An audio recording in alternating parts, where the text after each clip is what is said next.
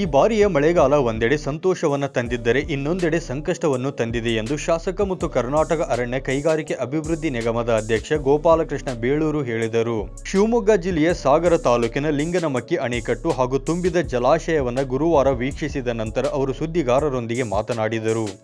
ಕಳೆದ ವರ್ಷ ಮಳೆ ಇಲ್ಲದೆ ತೀವ್ರ ಬರಗಾಲ ಕಾಡಿತ್ತು. ಆದರೆ ಈ ವರ್ಷ ಚೆನ್ನಾಗಿ ಮಳೆಯಾಗುತ್ತಿದೆ.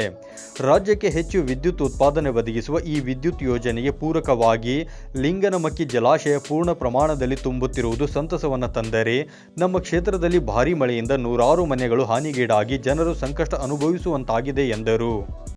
ನೀವು ನೋಡಿದ್ದೀರಿ, ನಾವು 1,20,000 ಮಾಡಿದ್ವಿ.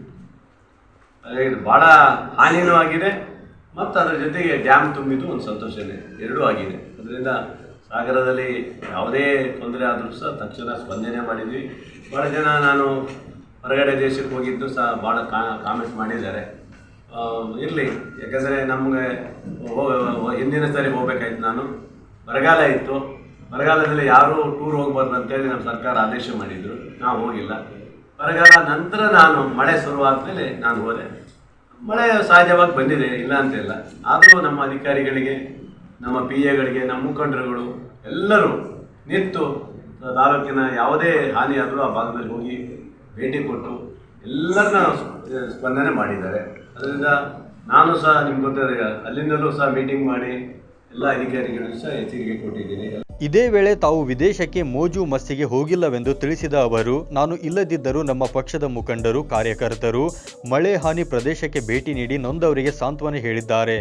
ನಾನೂ ಕೂಡ ವಿಡಿಯೋ ಕಾನ್ಫರೆನ್ಸ್ ಮೂಲಕ ಅಧಿಕಾರಿಗಳಿಗೆ ಸಂಬಂಧಿಸಿದ ಇಲಾಖೆಯನ್ನು ಸಂಪರ್ಕಿಸಿ ಸೂಕ್ತ ಕ್ರಮ ಕೈಗೊಳ್ಳಲು ಸೂಚಿಸಿದ್ದೆ. ನಾನು ಯಾವ ಟೀಕೆಗೂ ಹೆದರಲ್ಲ ಎಂದು ಇದೇ ವೇಳೆ ಅವರು ತಿಳಿಸಿದರು. ಈ ಸಂದರ್ಭದಲ್ಲಿ ಪ್ರಮುಖರಾದ ಕಲಸೆ ಚಂದ್ರಪ್ಪ, ಸುರೇಶ್ ಬಾಬು, ಸೋಮಶೇಖರ್ ಲ್ಯಾವಿಗೇರೆ, ಡಿ ದಿನೇಶ್, ಗಣಪತಿ ಮಂಡಗಳಲೆ, ಗಣಾಧೀಶ್ವರ, ಪ್ರಭಾವತಿ, ಅನಿತಾ ಕುಮಾರಿ, ಲಲಿತಮ್ಮ ಮತ್ತಿತರರು ಹಾಜರಿದ್ದರು. ರವಿ, 9 ಲೈವ್ ನ್ಯೂಸ್, ಸಾಗರ.